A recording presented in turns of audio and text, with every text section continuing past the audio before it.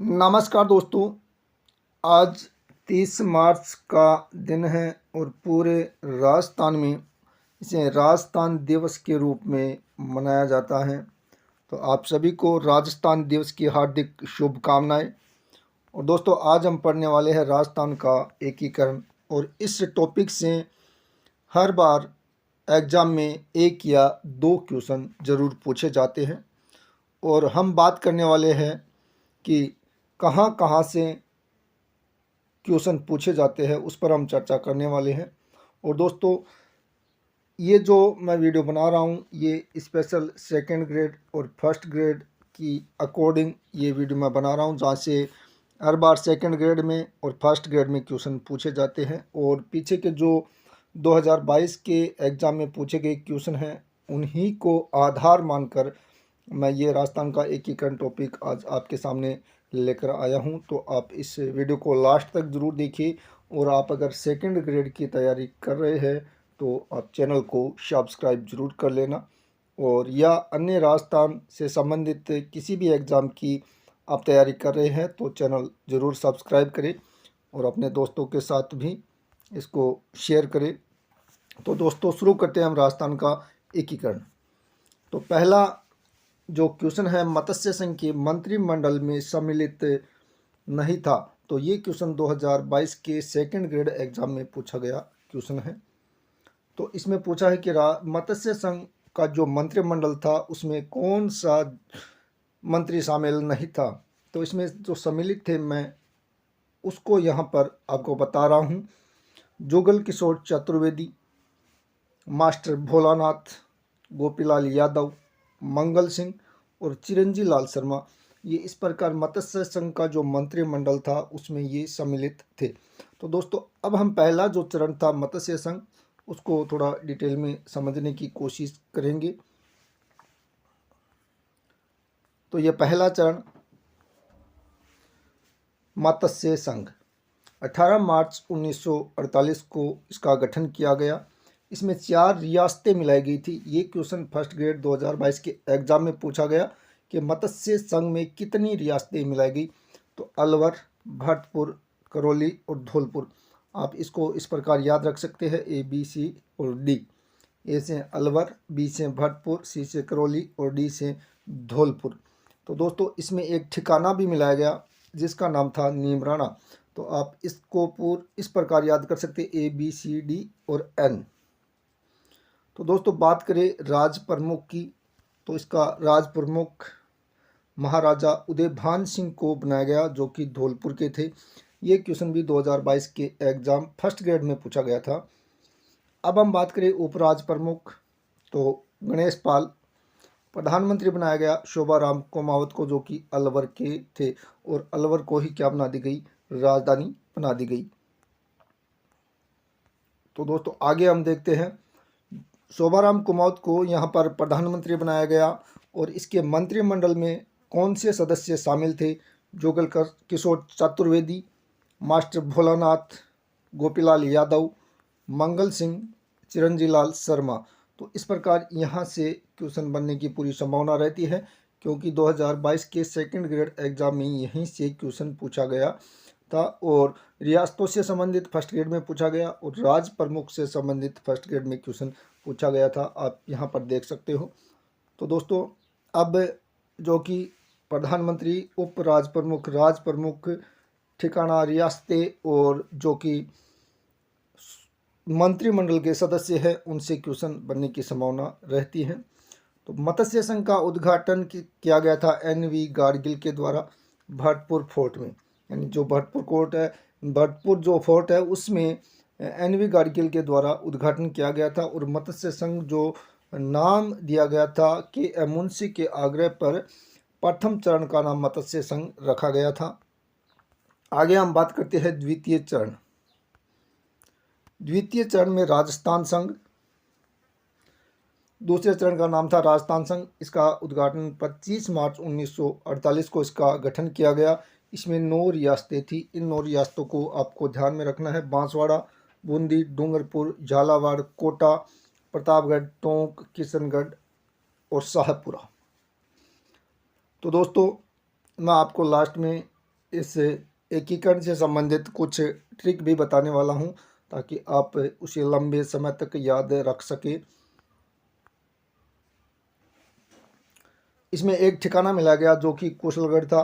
मत्स्य संघ में एक ठिकाना मिला गया नीमराणा, और राजस्थान संघ में ठिकाना मिला गया कुशलगढ़, और इसमें 9 रियासतें मिला गई थी।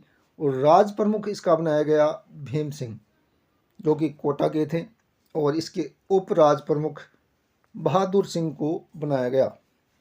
अब आप देख सकते हो यहाँ पर प्रधानमंत्री पूछा गया है, जो कि 2022 के फर्स्ट ग्रेड एग्जाम में पूछा गया कि राजस्थान के दूसरे चरण राजस्थान संघ के प्रधानमंत्री किसको बनाया गया। तो गोकुल लाल अशावक को राजस्थान संघ का प्रधानमंत्री बनाया गया, और राजस्थान संघ की जो राजधानी बनाई गई वह कोटा को बनाई गई। और इस राजस्थान संघ का उद्घाटन भी एन.वी. गाडगिल के द्वारा किया गया। पहला और दूसरा जो चरण था उसका उद्घाटन एन.वी. गाडगिल के द्वारा किया गया। आगे अब हम देखते हैं, यहाँ पर राजधानी कोटा को बनाया गया, और विलय पत्र पर हस्ताक्षर करते हुए किसने कहा कि मैं अपने डेथ वारंट पर हस्ताक्षर कर रहा हूँ। तो चंद्रवीर सिंह थे, जो कि बांसवाड़ा के महारावल थे। तो आपको ये ध्यान में रखना है कि बांसवाड़ा के महारावल ने विलय पत्र पर हस्ताक्षर करते हुए कहा कि मैं अपने डेथ वारंट पर हस्ताक्षर कर रहा हूँ। तो इस प्रकार अब आगे हम देखते हैं तीसरा चरण। तीसरे चरण की बात अगर करें तो संयुक्त राजस्थान, इसका गठन 18 अप्रैल 1948 को किया गया। राजस्थान संघ में उदयपुर का विलय किया गया। तो तीसरा जो चरण है इसमें उदयपुर का विलय किया गया और राजस्थान संघ बनाया गया। तो राजस्थान संघ में उदयपुर को मिलाया गया और राजस्थान संयुक्त राजस्थान नाम दिया गया। तो दोस्तों आप इसको इस प्रकार याद रख सकते हो, जो कि ये तीसरा चरण है। हम 3 इस प्रकार लिखते हैं गणित में। तो आप उदयपुर अगर लिखोगे तो इस प्रकार आप उदयपुर लिखोगे। तो आप उदयपुर का जो पहला ऊ है वो पकड़ लीजिए और ये 3 पकड़ लीजिए। आपका उदयपुर का क्वेश्चन गलत नहीं होने वाला है। और इसका जो संयुक्त राजस्थान था तीसरा चरण, इसका राज प्रमुख बनाया गया भूपाल सिंह को, जो कि आजीवन बनाया गया। अगर उपराज प्रमुख की बात करें तो भीम सिंह, जो कि कोटा के महाराव थे, उसको संयुक्त राजस्थान का उप राज प्रमुख बनाया गया। और प्रधानमंत्री की बात करें तो माणिक्यलाल वर्मा को बनाया गया। मैं आगे आपको ट्रिक के माध्यम से राज प्रमुख, प्रधानमंत्री, उपराज प्रमुख और जो इसकी जो तारीख है वो भी मैं आपको बताने की कोशिश करूंगा कि किस प्रकार आप याद रख सकते हो। तो संयुक्त राजस्थान का प्रधानमंत्री माणिक्यलाल वर्मा को बनाया गया और कनिष्ठ उपराज प्रमुख 2 को बनाया गया, एक बहादुर सिंह और दूसरा लक्ष्मण सिंह। तो महारावल बहादुर सिंह और महारावल लक्ष्मण सिंह को संयुक्त राजस्थान के कनिष्ठ उपराज प्रमुख बनाया गया। और यहाँ की जो राजधानी बनाई गई उदयपुर को बनाई गई, क्योंकि उदयपुर एक ही ऐसी रियासत थी जो कि राजस्थान संघ में मिलाकर संयुक्त राजस्थान का गठन किया गया। अगर हम बात करें उद्घाटन की तो पंडित जवाहरलाल नेहरू के द्वारा संयुक्त राजस्थान का उद्घाटन किया गया और प्रथम चरण और द्वितीय चरण का उद्घाटन एन.वी. गाडगिल के द्वारा किया गया था और तीसरे चरण का उद्घाटन जवाहरलाल नेहरू के द्वारा किया गया। अब अगर हम बात करें तो इसमें प्रधानमंत्री माणिक्यलाल वर्मा को बनाया गया था और इसमें जो मंत्रिमंडल के सदस्य थे गोकुललाल अशावा, प्रेम नारायण माथुर, ब्रिज सुंदर शर्मा, भूरेलाल बैया, अभिनहरी, मोहनलाल सुकाड़िया और भोगीलाल पांड्या को माणिक्यलाल वर्मा के मंत्रिमंडल में शामिल किया गया। तो दोस्तों आप इसको याद कर लेना, क्योंकि मत्स्य संघ में जो मंत्रिमंडल के सदस्य थे उसको 2022 के सेकंड ग्रेड एग्जाम में पूछा गया क्वेश्चन है। तो हो सकता है आगे यहाँ से क्वेश्चन बनने की संभावना रहती है। अब हम बात करें अगला जो ये क्वेश्चन है आपके सामने कि वृहद राजस्थान 30 मार्च 1949 का मुख्यमंत्री किसे बनाया गया। तो हीरालाल शास्त्री को वृहद राजस्थान का मुख्यमंत्री बनाया गया। ये क्वेश्चन फर्स्ट ग्रेड के एग्जाम में पूछा गया है 2022 में। तो अब हम बात करते हैं वृहद राजस्थान की। इसका गठन 30 मार्च 1949 को किया गया। संयुक्त राजस्थान में तो जो तीसरा चरण था संयुक्त राजस्थान, उसमें जयपुर, जोधपुर, बीकानेर और जैसलमेर का विलय करके वृहत राजस्थान का गठन किया गया। तो दोस्तों आप इस प्रकार इसे याद करने की पूरी कोशिश कर सकते हो और आपको याद भी रह जाएगा। वृहत यानी बड़ा, तो जो बड़ी बड़ी रियासतें थी, वृहत यानी बड़ा, बड़ी बड़ी रियासतें जयपुर, जोधपुर, बीकानेर और जैसलमेर का विलय इसमें किया गया और वृहत राजस्थान का निर्माण किया गया। यानी चौथा जो चरण था उसमें जयपुर, जोधपुर, बीकानेर और जैसलमेर का विलय करके वृहत राजस्थान बना दिया गया। तो इसका जो राज प्रमुख था वो सवाई मानसिंह को बनाया गया, जो जयपुर के थे, और महाराज प्रमुख महाराणा भूपाल सिंह को बनाया गया और उपराज प्रमुख महाराव भीम सिंह को, जो कि कोटा के थे, और प्रधानमंत्री हीरालाल शास्त्री को। ये क्वेश्चन फर्स्ट ग्रेड 2022 के एग्जाम में पूछा गया है कि संयुक्त यानी वृहत राजस्थान के प्रधानमंत्री किसको बनाए गए, तो हीरालाल शास्त्री को। आगे हम बात करें कि हीरालाल जो शास्त्री प्रधानमंत्री थे, उसके मंत्रिमंडल के जो सदस्य थे वो कौन कौन थे। सिद्धराज डड्डा, प्रेम नारायण माथुर, भूरीलाल मैया, फूलचंद बापना, नरसिंह कछुआ, राव राजा हनुमंत सिंह और रघुवर दयाल गोयल, वेदपाल त्यागी। तो इस प्रकार ये भी आपको याद करना है। और जो प्रधानमंत्री हीरालाल शास्त्री थे उनके मंत्रिमंडल के ये सदस्य हैं। आगे हम बात करें पी सत्यनारायण राव कमेटी, जो पी सत्यनारायण राव समिति थी उसकी सिफारिश पर राजधानी बनाया गया जयपुर को, हाई कोर्ट जोधपुर में रखा गया और शिक्षा विभाग बीकानेर में, खनिज और कस्टम व एक्साइज विभाग उदयपुर में, वन और सहकारी विभाग कोटा में, कृषि विभाग उदयपुर में। तो इस प्रकार पी सत्यनारायण राव समिति की सिफारिश पर राजधानी को जयपुर में रखा गया और 30 मार्च को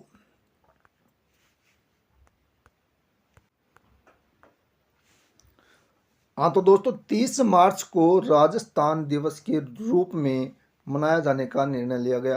तो दोस्तों आपको पी सत्यनारायण राव समिति को ध्यान में रखना है और इसी के आधार पर, इसी की सिफारिश पर 30 मार्च को राजस्थान दिवस के रूप में मनाए जाने का निर्णय लिया गया। और दोस्तों आज 30 मार्च का दिन है, इसीलिए मैंने सोचा कि एकीकरण का जो टॉपिक है इसमें से हर बार फर्स्ट ग्रेड, सेकंड ग्रेड, हर एग्जाम में 1 या 2 क्वेश्चन बनते हैं। तो आप इस वीडियो को लास्ट तक ज़रूर देखिए। और आगे हम बात करें ठिकाना लावा, जो लावा ठिकाना था उसे जयपुर राज्य में सम्मिलित किया गया था। तो इस प्रकार हमने तीनों जो ठिकाने थे उनकी बात कर ली और जो लावा ठिकाना है वो जयपुर राज्य में सम्मिलित किया गया। अगला हम क्वेश्चन देखते हैं कि मत्स्य संघ का वृहत राजस्थान में विलय कब हुआ था। तो जो मत्स्य संघ था पहला चरण, उसका वृहत राजस्थान में विलय कब हुआ, 15 मई 1949 को मत्स्य संघ का वृहत राजस्थान में विलय किया गया। ये क्वेश्चन 2022 की सेकंड ग्रेड एग्जाम में पूछा गया है। तो अब हम बात करते हैं पंचम चरण यानी पांचवा जो चरण था संयुक्त वृहत राजस्थान, यानी 15 मई 1949 को इस पांचवें चरण यानी संयुक्त वृहत राजस्थान का गठन किया गया। आगे हम चलते हैं कि शंकर राव देव समिति। तो दोस्तों शंकर राव देव समिति, इसमें सदस्य थे आर के सिद्धावा और प्रभु दयाल। तो इसमें कई बार ये भी क्वेश्चन पूछा गया है कि शंकर राव देव समिति में कितने सदस्य थे। तो यहाँ पर 2 सदस्य और 1 अध्यक्ष की बात करते हैं। आगे हम बात करते हैं कि शंकर राव देव समिति ने सिफारिश की कि मत्स्य संघ को वृहत राजस्थान में 15 मई 1949 को मिलाया गया। तो शंकर राव देव समिति की सिफारिश पर किसको, मत्स्य संघ को किस में मिलाया गया, वृहत राजस्थान में मिलाया गया। कब, 15 मई 1949 को, और इसका नाम रखा गया संयुक्त वृहत राजस्थान। आगे हम बात करते हैं मत्स्य संघ प्लस वृहत राजस्थान, इन दोनों को मिलाने पर संयुक्त वृहत राजस्थान बनाया गया। और ये क्वेश्चन यहाँ पर इम्पोर्टेंट बनने वाला है कि धौलपुर और भरतपुर की जनता की राय जानने के लिए शंकर राव देव समिति का गठन किया गया था। तो भरतपुर और धौलपुर की जनता थी, उसकी राय जानने के लिए शंकर राव देव समिति का गठन किया गया और शंकर राव देव समिति ने सिफारिश की कि मत्स्य संघ को वृहत राजस्थान में मिलाया जाए, क्योंकि जो धौलपुर और भरतपुर की जनता थी वो ये चाहती थी कि हमें वृहत राजस्थान में मिला दिया जाए। तो ये सिफारिश किसने की, शंकर राव देव समिति ने की और मत्स्य संघ को किस में मिला दिया गया, वृहत राजस्थान में मिलाकर और संयुक्त वृहत राजस्थान का गठन किया गया 15 मई 1949 को। चलो आगे देखते हैं। मत्स्य संघ के प्रधानमंत्री शोभाराम, तो उसमें मत्स्य संघ के प्रधानमंत्री शोभाराम को बनाया गया। तो शोभाराम को हीरालाल शास्त्री का जो मंत्रिमंडल था उसमें शामिल कर लिया गया। आगे हम चलते हैं। हाँ तो दोस्तों आगे हम देखते हैं जो कि ये क्वेश्चन है सेकंड ग्रेड 2022 के एग्जाम में पूछा गया है कि भारत सरकार ने 5 जनवरी 1949 को सिरोही का प्रशासन किस सरकार को सौंप दिया था। तो 5 जनवरी 1949 को सिरोही का प्रशासन मुंबई सरकार को सौंप दिया गया था। ये क्वेश्चन भी 2022 के सेकंड ग्रेड एग्जाम में पूछा गया है। अब हम बात करते हैं षष्ठम चरण यानी छठा जो चरण है राजस्थान संघ, इसका गठन जनवरी 1950 में किया गया। संयुक्त वृहत्तर राजस्थान, संयुक्त वृहत्तर राजस्थान में आबू व दिलवाड़ा तहसील को छोड़कर, आबू व दिलवाड़ा तहसील को छोड़कर सिरोही की जो आबू और दिलवाड़ा तहसील है इन दोनों को छोड़कर शेष सिरोही को मिला दिया गया संयुक्त वृहत्तर राजस्थान में और राजस्थान संघ का गठन किया गया जनवरी 1950 में। 26 जनवरी 1950 को संविधान लागू होने पर इस भूभाग को राजस्थान नाम दिया गया। तो दोस्तों 26 जनवरी 1950 को संविधान लागू होने पर इस भूभाग को नाम दिया गया राजस्थान। आगे हम बात करते हैं सप्तम चरण। तो दोस्तों सप्तम चरण राजस्थान 1 नवंबर 1956 को इसका गठन किया गया और राज्य पुनर्गठन आयोग, राज्य पुनर्गठन आयोग के अध्यक्ष थे फैजल अली और इसके सदस्य थे हृदयनाथ कुंजरू और सरदार पनिकर। तो ये आपको ध्यान में रखना है, ये आपको ध्यान में रखना है कि राज्य पुनर्गठन आयोग के अध्यक्ष और सदस्य कितने थे, एक अध्यक्ष और 2 सदस्य थे। ये आपको ध्यान में रखना है कि क्योंकि कई बार राज्य पुनर्गठन आयोग हो या और कोई दूसरा आयोग हो उसके सदस्य पूछ लिए जाते हैं कि कितने सदस्य थे अध्यक्ष सहित या अध्यक्ष के बिना इसमें कितने सदस्य थे। तो राज्य पुनर्गठन आयोग 1956 इसने सिफारिश की कि सिरोही की आबू व दिलवाड़ा तहसीलें और मध्य प्रदेश का सुनील ठप्पा व अजमेर मेरवाड़ा क्षेत्र राजस्थान में मिलाया गया और झालावाड़ का सिरोंज क्षेत्र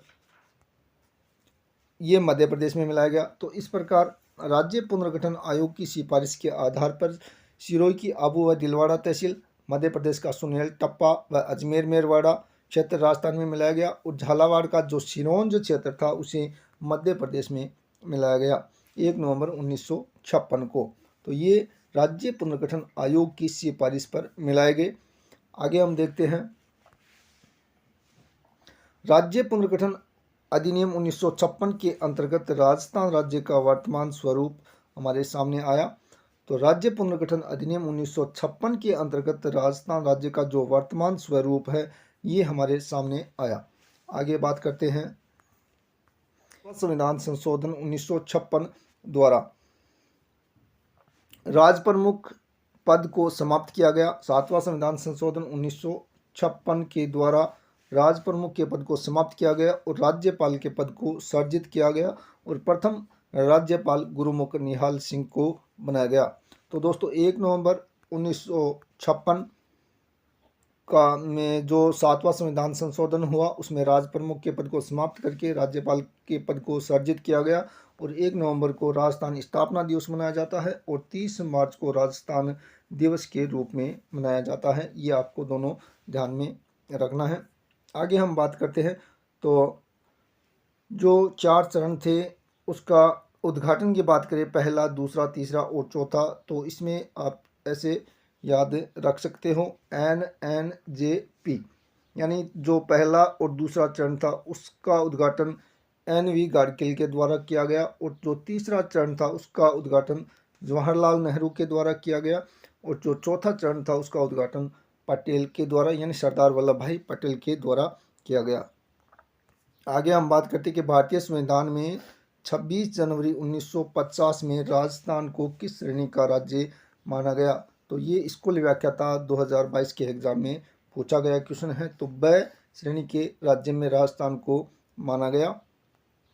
आगे हम बात करते हैं स्वतंत्रता प्राप्ति के बाद स्वतंत्रता प्राप्ति के बाद भारत में 4 श्रेणी के राज्य थे।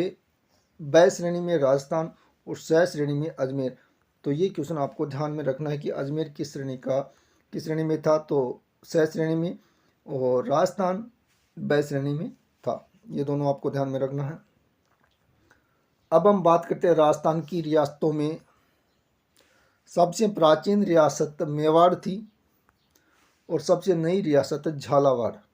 और क्षेत्रफल की दृष्टि से अगर बात करें तो सबसे बड़ी रियासत जोधपुर और सबसे छोटी रियासत क्षेत्रफल के आधार पर शाहपुरा थी।